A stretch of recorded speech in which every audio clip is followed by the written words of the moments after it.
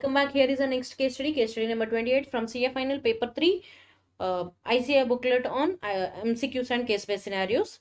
Speak Limited is an industry providing telecommunication services and is operating in a completely automated environment.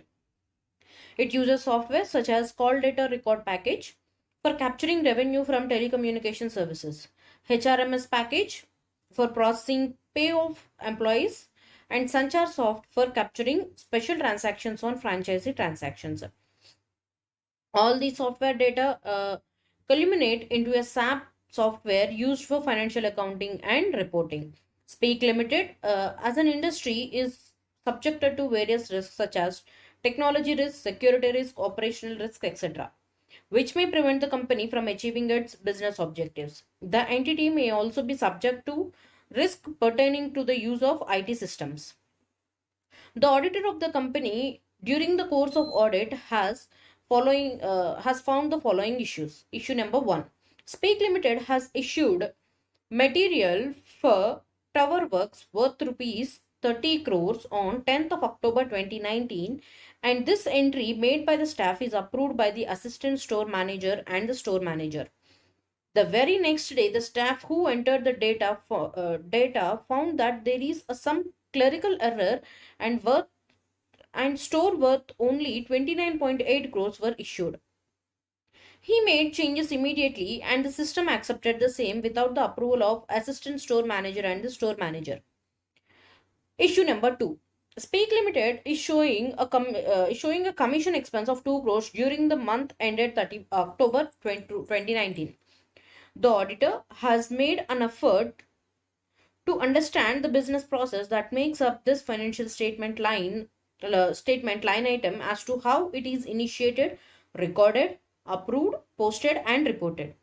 During his exercise, he finds that there is a difference of 1,50,000 in the commission recorded as per the Sanchar software and commission as reflected in SAP accounts. Issue number 3. While verifying the salary expense of employees, the auditor has been asked to rely on the values as per SAP software and some hard copy reports and documents as the HRMS package has become corrupt during the year and the management is not having any data backup. With the above information, answer the following questions by choosing the correct option. Question number 28.1. What is the terminology for the formal program or framework that is implemented across an enterprise or company for enabling risk management?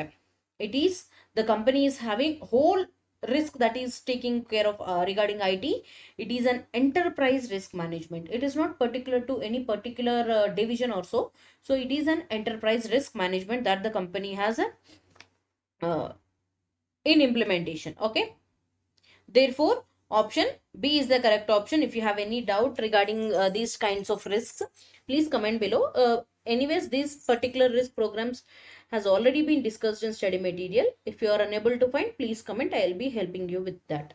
Okay, this is an enterprise risk management. The whole enterprise risk has to be managed by the company. Okay, we'll go through the next question. Question number 28.2. What kind of a risk in an automated environment is observed by the auditor in issue 1?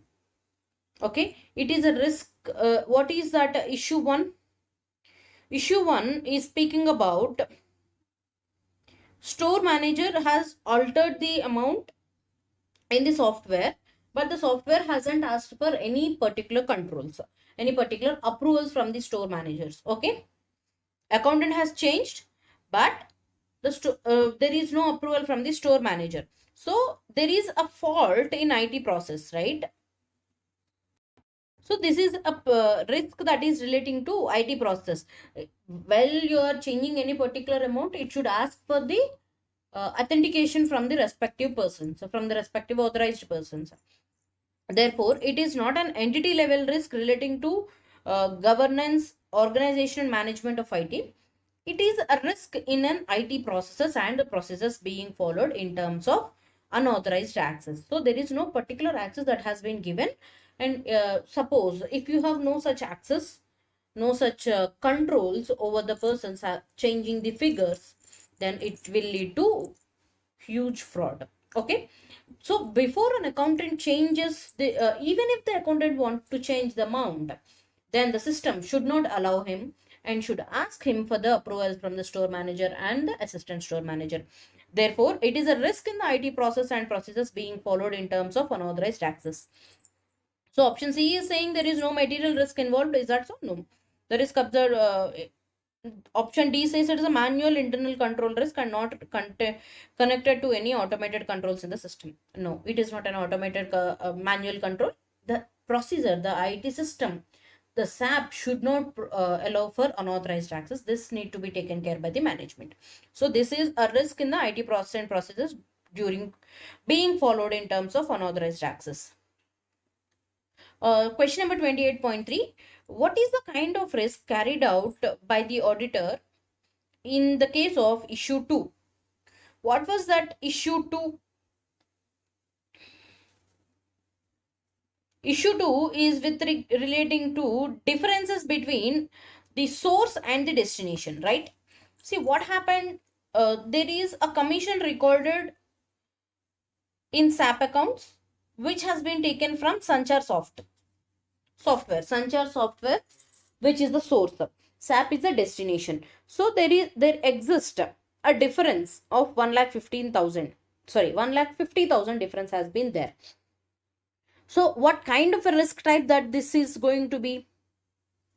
So it is a risk at the process level. It is an evaluation of risk and control at process level. So while you are processing any particular commission, any particular expense, you need to be very careful with the amounts. You just can't type 19.5 as 20, because even a single fraction of the number will result in huge losses to the company. We'll go through the other options also. It is a direct entity level control evaluation, and option C is saying indirect entity level control evaluation, and option D says there is no risk assessment as such carried out by the auditor in issue 2. No, there is a risk assessment because auditor has identified an error up to 1,50,000 of an amount of 1,50,000. So option D is ultimately wrong. So you just can't say there is no risk involved. There is no risk assessment that has been taken out by the auditor. So there is the very process level risk that has been identified by the auditor. Therefore, option A is the correct option. It is an evaluation of risks and control at process level. So while you are processing any expense, you need to be very careful with the amounts that are being involved. Let's go through the next. It is moreover option B and option C is saying direct entity level control evaluation and indirect entity level control evaluation, which is not correct because the error has been occurred right at this stage of process level. So direct entity level and indirect entity level control evaluations doesn't arise or doesn't come into picture. Therefore, option A is the correct option because the error has been occurred right at the process level. While taking the commission expense from software, the source software to the destination software, there exists a process error. Sorry, process risk that is being involved because you need to be very careful while integrating two softwares. So this is a process level risk. I will go through the next question 28.4. What should the auditor do about the difference identified in issue 2? What he should do?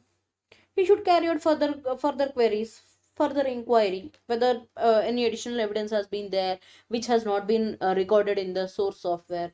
So all these kinds of things has to be considered. We'll go through but please be careful. Just because there is a difference, you just can't modify your opinion. You should perform additional procedures, and even in the additional procedures you came across some adverse situations, then you can modify your opinion. We'll go through the options. Option A says the auditor should carry out further procedure of inquiry, obtain additional evidence on the matters, and discuss with the management before deciding on the audit reporting requirement. So this is what he has to do. He need to first perform additional procedures. Only then he should think upon modifying his opinion. Okay, option A is the correct option, but still we'll go through the other options.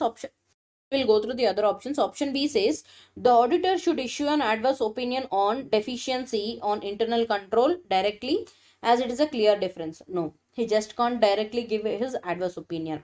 Option C says the amount is not material considering the business volume and hence the auditor may inform the management orally. No, oral intimations or confirmations is very dangerous. You should have a written document everywhere. And moreover, this is not an immaterial thing. Auditor has to focus on this. Option D says the auditor should issue a qualified opinion on deficiency of internal control directly as it is a clear difference. No. First, you need to perform other additional processes, only then you need to consider impact on your audit opinion. We'll go through the next question, 28.5. What should the auditor deal with issue 3? What is issue 3? Issue 3 is like verifying the salary expense. Salary expense direct, what the management is saying, you need to take the salary expense direct from the SAP software. As HRMS package is gone corrupt during the year and there is no backup, what he should do? He should perform additional procedures, right? So he, before considering impact on his opinion, audit opinion, he should consider performing additional procedures. Okay, we'll go through the options. Option A says the auditor should issue a qualified opinion as records are destroyed and he is unable to obtain sufficient appropriate audit evidence. No, he just can't say that he is unable to obtain sufficient appropriate audit evidence. He need to perform alternate procedures. Option A is wrong. Therefore, we'll go through option B. The auditor should perform alternate procedures to obtain sufficient appropriate audit evidence before disclaiming the opinion. So, before even considering the impact on opinion, he should perform additional procedures. So option B is the correct option. We'll go through the next option. The auditor should issue an adverse opinion stating that it is a deficiency in internal control. So it is, you just can't say that there is a deficiency in internal control and issue an adverse opinion. See, why disclaiming of opinion is correct and internal giving adverse opinion is not correct is, here the reason for giving an adverse opinion is incorrect, because just because there is a deficiency in internal control, you just can't say it is adverse opinion, because there can be additional things that may be supporting the true and fair view of the financial statements which the management has been taking care. So auditor has to perform alternate processes. Even in the alternate processes, he is unable to find the sufficient appropriate audit evidence. And moreover, salary expense is a huge expense and it is the main expense of every business. He should consider disclaiming of opinion. Therefore, option C is wrong and option D is like auditor can rely on SAP and there is no need for qualification of a report, which is not correct. He should perform additional procedures, and if he finds sufficient appropriate audit evidence, then there is no need of qualifying any opinion, since if he is not able to find sufficient appropriate audit evidence, he should disclaim his opinion. That's all. With this, we have completed case study number 28. If you have any doubts, please do comment below with the page number and the question number. With this, we have completed 28 case studies. Hope these videos are helpful. If you like these videos, please do like, share, subscribe, share with your friends and help them to revise at the earliest.